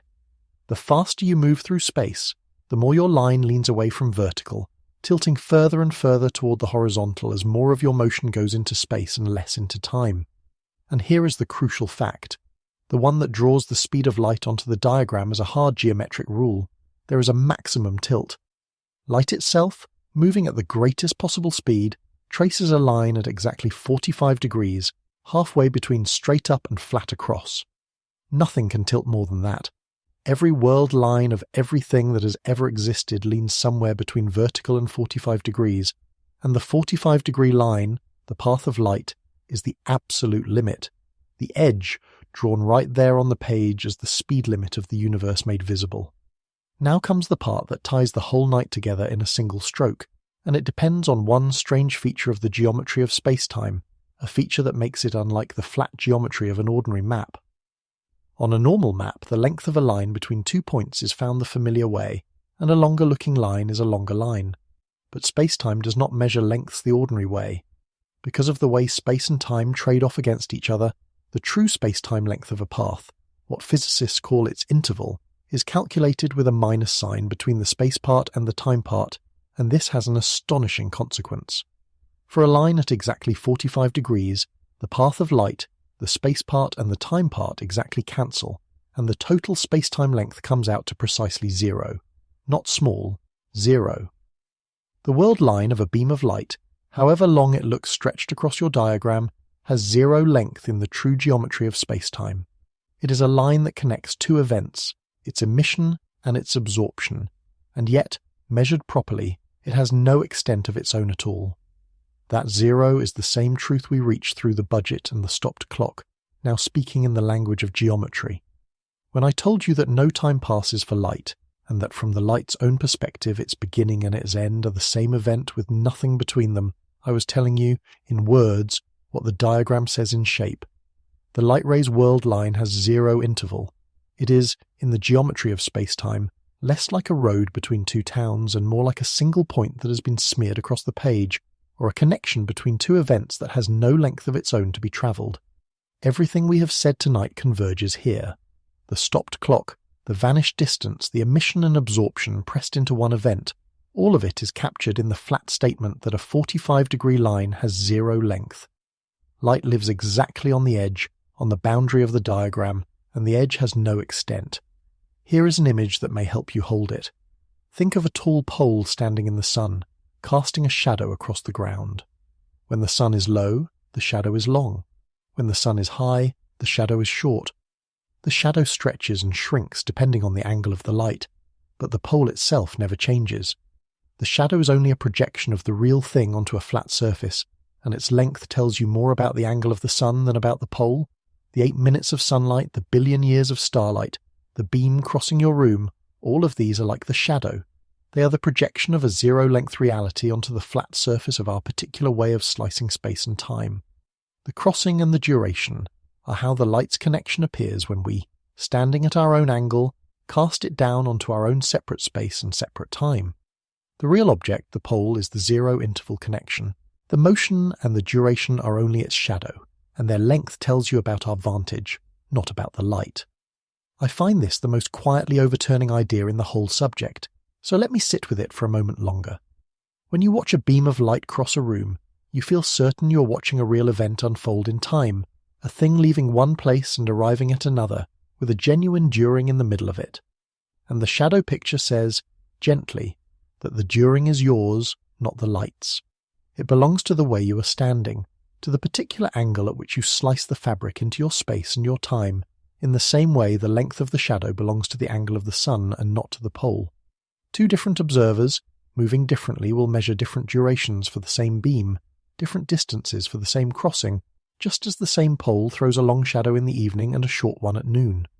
They are casting the one unchanging thing, the 0-length connection, onto their own separate screens and getting different pictures of it. There is no fact of the matter about how long the light's journey really took, because the journey was never a feature of the light. It was a feature of the shadow, and once you have seen that, the question of what the light itself is doing can no longer be answered in the language of during and across and taking time, because all of those words describe the shadow. They cannot reach the pole. Now, you might wonder whether all of this falls apart when gravity enters, when space-time is not a flat sheet but a curved and warped thing, bent by the mass of stars and the pits of black holes. It is a fair worry, and the answer is one of the most beautiful confirmations of the whole idea. When light passes near a heavy object, the sun, say, or a black hole, its path bends. But it does not bend because some force is grabbing at it, tugging it off course the way gravity tugs a thrown ball. Light has no mass for gravity to grab in that old sense. It bends because space-time itself is curved near a large mass, and light simply follows the straightest possible path through that curved space-time, a path that looks bent to us only because the fabric it is threading is bent. And here is the remarkable thing. Even along that curved path, even bent and warped near a massive body, the light ray's interval is still exactly 0. No time passes for it. No distance separates its beginning from its end from its own perspective. The curving of space-time changes the shadow, the path we see, dramatically, but it does not give the light a single tick of time or a single foot of experienced distance. The 0 survives the bending. Let me take you to the most extreme case and let you ride it. You're a single photon skimming past a black hole close to the edge of the darkness. To the distant astronomers watching through their telescopes, your path is an elaborate winding thing. You bend inward, you loop around the black hole once, twice, 3 times, circling the pit before you finally slip away and escape back into open space, and the whole performance takes what they measure as hours. But you're not experiencing hours. You're not experiencing the loops. You're not experiencing the winding path at all. From your side, there is no orbit and no waiting. The place where you began and the place where you finally arrive are the same instant, the same event, with the entire elaborate curved detour folded down to nothing. The space-time around you is bent into knots, twisted more violently than anywhere else in the universe, and still, along your path, the interval is 0. The astronomers see a photon take the long way around a monster. The photon takes no way around anything, because for the photon, there is no length to the road and no time in which to travel it. And even at the very edge of a black hole, where light that crosses the boundary can never escape and appears from outside to freeze forever at the horizon, hanging there motionless, the truth underneath is the same. The light is not slowing down. Locally it's still moving at the full speed of light, still tracing a 0 interval. It is only that space-time has curved so severely that every path forward leads further in. The photon is still not travelling in the sense we mean. It is still a connection with no length, even here, even at the trap at the bottom of gravity. So the picture holds everywhere. It holds in the empty flatness between the stars, and it holds in the wild curvature at the rim of a black hole. It is not a trick of one convenient perspective. It is a feature of what light is, robust across every place light can go. And it forces upon us the strangest thought of the entire night, the one I want you to carry into the last stretch. If no time passes for the photon, and no distance separates its emission from its absorption, then between the star and your eye, the photon is not anywhere in particular. It has no location along a journey, because it is taking no journey. There is no fact about where the photon is when it is halfway here, because from its own side there is no halfway, no middle of a trip, no sequence of places it passes through. The traveller you've been imagining this whole time, the little messenger making its way across the dark, has no position on its own road. And that raises the obvious, aching question. If light is not moving from place to place, if there is no traveller crossing the gap, then what on earth is it doing between here and there? Relativity has told us what light is not. To hear what light is, we have to turn to the other great theory of the 20th century, and it answers the question in a way even more radical than the one we have just seen. Part 12. The light that takes every path. Relativity told us that light, from its own side, experiences no time and no distance, that its world line has 0 length, that there is no traveller crossing the gap. But relativity, for all its strangeness, still lets you imagine the photon having some definite path, even if that path has 0 interval along it. Quantum mechanics takes the traveller apart even more completely, and it does so through the most precise and successful theory of light and matter that human beings have ever written, the theory called quantum electrodynamics. And what that theory says about how light gets from one place to another is stranger than anything we have said so far.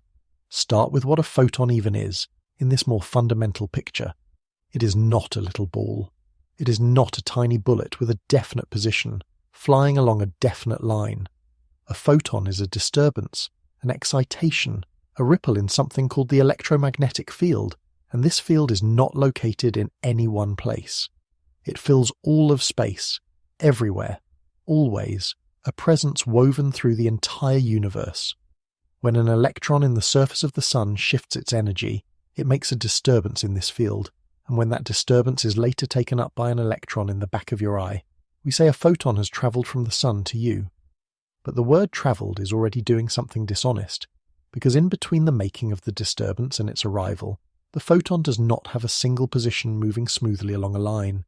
It has something far stranger, and to describe it we need the idea that the physicist Richard Feynman made famous, the idea that light takes every possible path at once.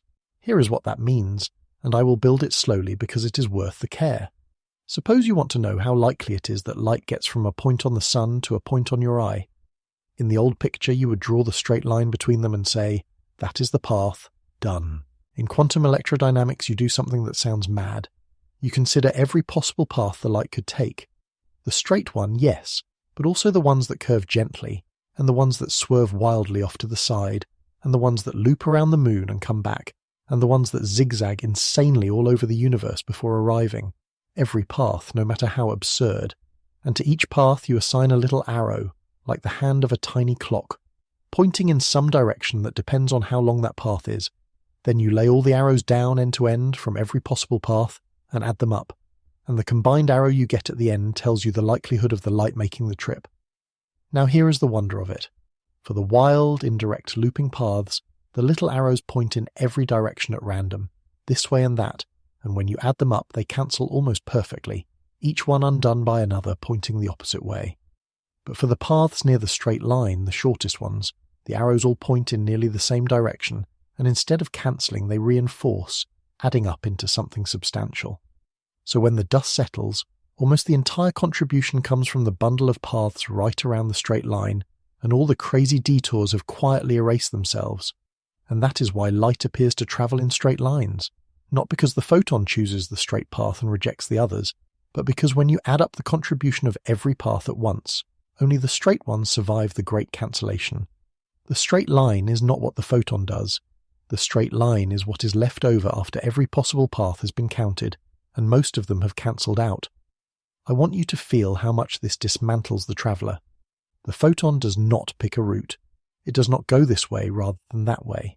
It explores all of space-time at once, every path weighted and added, and the tidy straight beam we see is only the surviving residue of that inconceivable sum. And you can prove this is really how nature works, because it predicts things the old picture cannot. Light bends when it passes through a very narrow slit, spreading out into places a straight-flying bullet could never reach. In the old picture that makes no sense. Why would light bend? But in the picture of all paths it is inevitable, because the narrow slit blocks some of the paths that would have cancelled each other, and once those are gone, the survivors add up differently and the light spreads. The strangeness is not a flaw in the theory. It is the theory's fingerprint, showing up exactly where the old picture fails. And I want to be clear that this is not some fringe speculation or a loose way of talking.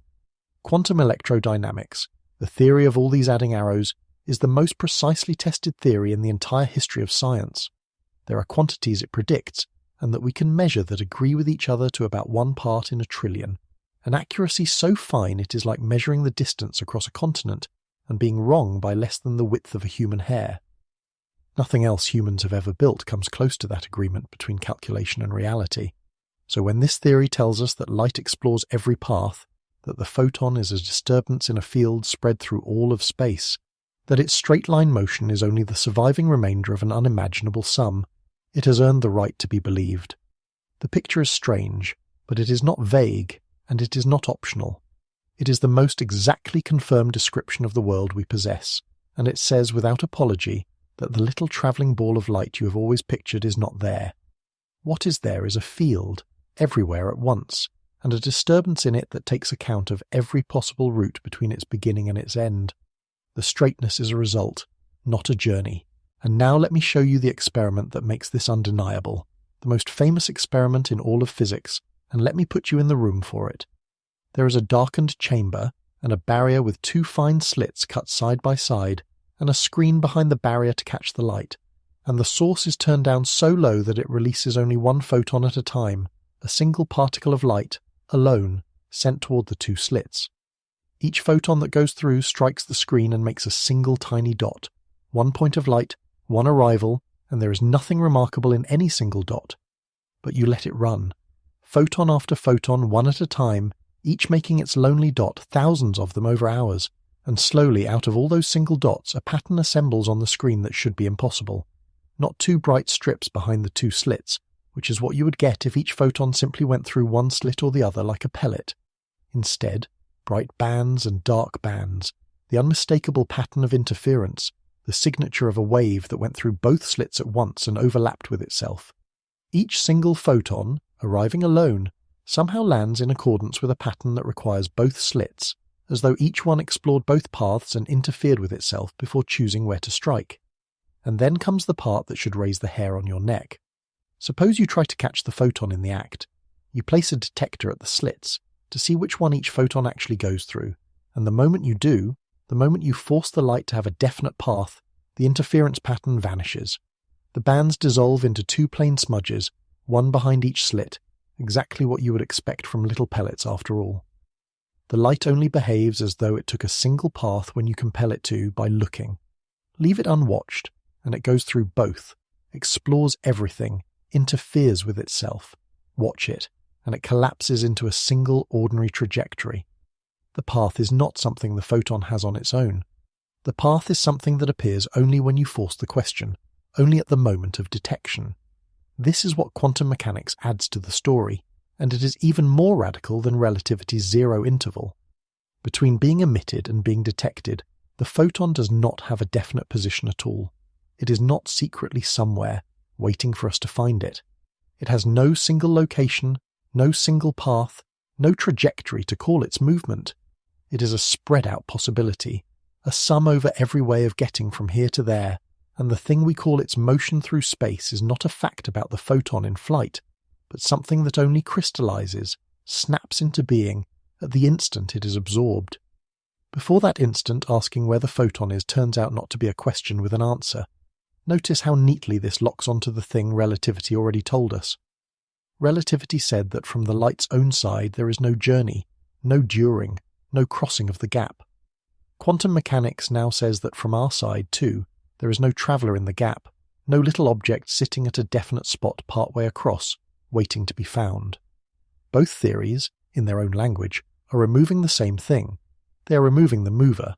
One takes away the journey by collapsing its time and distance to zero. The other takes away the journey by refusing the photon any definite place along it. And when you hold them side by side, the ordinary image we started with, the tidy little ball leaving the flashlight and sailing across the room, has nothing left to stand on. There is no during, and there is no where. The room is crossed, the wall lights up, the star is seen, and yet at no point in the middle was there ever a thing at a place moving. Everything we mean by motion, a position now, a different position later, has quietly been taken away from beneath the light, from both directions at once, until only the two endpoints remain, the leaving and the arriving, with a strange and seamless nothing joining them. So now both of our great theories have spoken, and they say the same impossible thing from two completely different directions. Relativity says the photon experiences no time and no distance, no journey from its own side. Quantum mechanics says the photon has no definite path or position between emission and absorption, no journey from ours. The traveller is gone, twice over, erased from both ends, which leaves us, at last, holding the question this whole night has been walking toward. If light is not moving through space, then what, in the most fundamental sense, is it doing? Let me try finally to tell you. Part 13. So what does it do? It connects. Let me gather up everything we have carried through the night and set it down together, gently, in one place. Relativity told us that light experiences no time and no distance, that from its own side the moment of its birth and the moment of its death are a single event with nothing in between, that its path through space-time has zero length. Quantum mechanics told us that light has no definite trajectory and no definite position between its emission and its absorption, that what we call its motion is only the surviving residue of every possible path added together, something that snaps into being only when the light is caught. Two theories, built on different foundations, reaching from opposite directions, and both of them arriving at the same quiet conclusion. There is no little traveller crossing the gap. The photon is not a thing that moves from here to there. So what is it then, and what is it doing? Here is the answer the whole night has been walking toward. Light does not travel. Light connects. That is the word that replaces moving. A photon does not journey from the star to your eye. It connects the event of its emission at the star to the event of its absorption in your eye, the way that single stroke of a pen connects two dots on a page without ever travelling between them. It is a link, a joining, a thread stitched directly from one event to another through the structure of space-time itself, with no crossing and no duration folded inside it. When you see a star, light has not come to you. Rather, the moment light left that star and the moment it arrives in you have been joined into one, sewn together by a connection that, from its own side, has no length and takes no time. The starlight is not a messenger that made a long trip. It is the seam where two distant events are fastened into a single one. And this lets us see at last what kind of thing light really is in the architecture of the universe, and it is not the kind of thing we assumed. Remember the loaf of bread, the one solid object you can slice at different angles. Things with mass live inside the loaf.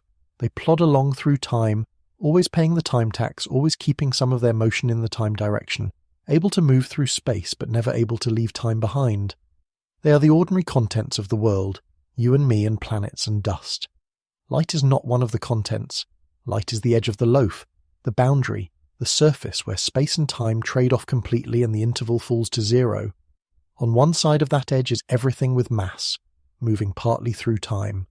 On the far side there is nothing, because nothing can tilt past the 45-degree line. Light is the edge itself, the limit, the place where motion becomes all space and no time. It is not a thing in the universe so much as a feature of the universe's shape, the boundary that separates what can move through time from what cannot. And that boundary is not some remote technicality. It is the thing that decides the structure of everything. Because light sets the limit on how any influence can travel, the connections light makes, and cannot make, divide the whole universe into what can affect you and what can never reach you. At every event, including this one right now, wherever you are, there is a kind of expanding cone of all the light that could ever leave that event, and it carves reality into regions, the part of the future you could possibly influence, the part of the past that could possibly have shaped you, and the enormous elsewhere that is forever sealed off, that you can neither touch nor be touched by. Causality itself, the whole web of cause and effect that makes the universe an ordered place rather than a chaos, is built out of these zero-length connections. What can be a cause of what can know about what can ever reach what, all of it is drawn by the connections light is able to make. The timeless thing that does not travel is the very thing that stitches the universe into a coherent whole. There is something almost tender in that, once you let it settle. The reason effects follow their causes, the reason the world hangs together in an orderly way instead of dissolving into a chaos where anything could influence anything, is that these connections cannot be made faster than light can make them, and light makes them with zero length to spare. Every cause reaches its effects along one of these seamless links, or along the slower paths of massive things that must always keep a little of their motion in time. Nothing can jump the boundary. Nothing can reach across the fabric faster than the connection light draws. And so the entire logical structure of the universe, the fact that the past is settled and the future is open, that a cause can shape what comes after it but never what came before, rests on the character of this one timeless thing. The messenger that keeps no time is the reason time has a direction and a shape at all. Take away the boundary that light draws, and you would not have a faster universe. You would have no coherent universe, no before and after that everyone could agree on, no order to protect. Light is not merely something that happens inside the ordered world. It is part of what makes the world orderable in the first place. I want to show you how far that reaches, because there are places in the universe so distant that light can never connect us to them. And the reason is not what you would guess. There are galaxies out there whose light will never arrive, not in 1 billion years, not in 1 trillion, never. And you might think it is because they are so far that the light simply has not had time to cross the gap, that it is still on its way, running a race it might yet finish. But that is not it. The space between us and those galaxies is stretching, the universe expanding, new distance being created between us faster than light can close it. It is not that the light is too slow. Light does not race, and light does not lose. It is that the road itself is lengthening faster than any connection can be drawn along it, so that the connection can never be completed. Nothing is moving faster than light.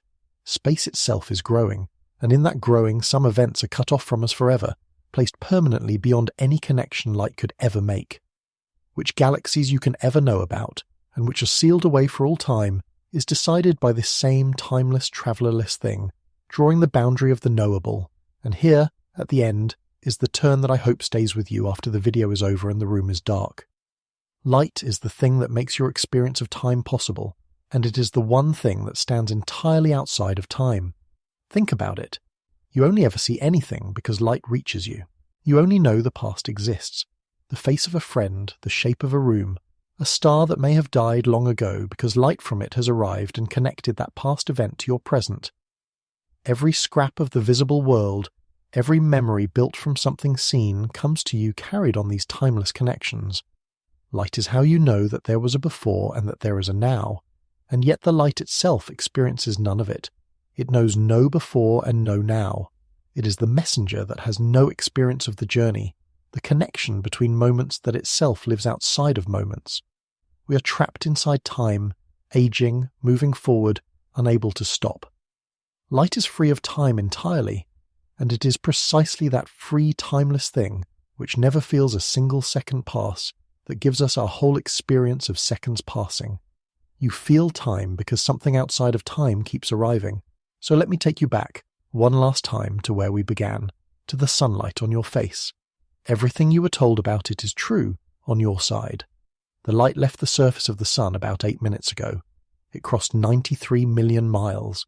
It passed through the atmosphere and scattered off the air, which is why the sky above you is blue and why the setting sun goes red. All of that is real, for you, drawn on your slice of space and time. But the light itself did none of it. It did not spend the 8 minutes. It did not cross the miles. From its own side, the surface of the sun and the surface of your eye are the same event, joined with no gap, no journey, no time at all. What you experience as light crossing space is the shadow that a zero-length connection casts when it is projected onto our particular way of carving the world into space and time. You're not seeing the sun because light travelled to you. You're seeing the sun because space-time allows these seamless, timeless connections between events, and one of them runs directly from the sun to your open eye. That is what light is. Not the thing that moves through space, but the connection itself, the structure of space-time reaching across what we experience as distance and duration, and, at the level where light lives, no distance and no duration at all. The idea that light travels was the last piece of an old and broken picture, the same picture that once filled space with an invisible sea. We buried the sea more than 100 years ago. Tonight we buried the last of it, the quiet assumption hiding inside the word travel, and what is left in its place is stranger and I think more beautiful. The thing you see the whole world by does not move. It links. It does not cross the darkness. It joins the two ends of it into one, and there is one question left over, the one that even our finest theories cannot yet answer, and it is a good one to fall asleep on. We know that light sits at this boundary, that it makes these timeless connections, that reality is built around a speed that is not really a speed, but the place where space becomes everything, and time becomes nothing. What we do not know is why. Why the universe should be built around such a connection at all, why there should be an edge to the loaf, why the most fundamental description of light is a joining rather than a journey. We have followed the light all the way to the place where our understanding runs out, and found, waiting there, not an answer but a larger and gentler mystery, shining quietly and in no hurry at all, because for light there was never any such thing as time.